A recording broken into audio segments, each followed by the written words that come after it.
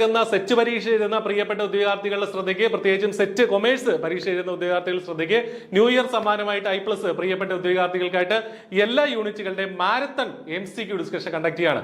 Set കൊമേഴ്സിന്റെ marathon MCQ discussion അത് എല്ലാ യൂണിറ്റിന്റേതും നമ്മൾ കണ്ടക്ട് ചെയ്യാണ്. ഓരോ ദിവസവും ഓരോ യൂണിറ്റ് വീതമാണ് നമ്മൾ കണ്ടക്ട് ചെയ്യുന്നത്. ഫസ്റ്റ് സെഷൻ ഈ 12-ാം തീയതി, അതായത് ജനുവരി 12-ാം തീയതി രാത്രി 8 മണിക്ക് നമ്മൾ ആരംഭിക്കുകയാണ്.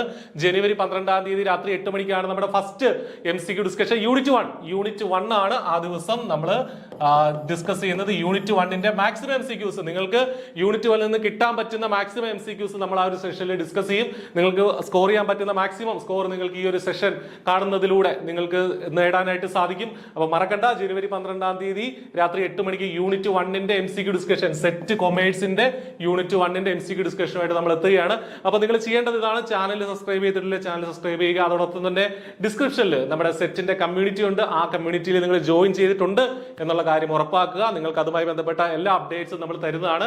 എല്ലാ യൂണിറ്റും, ഈ 6 യൂണിറ്റുകളും നമ്മൾ ഡിസ്കസ് ചെയ്യും.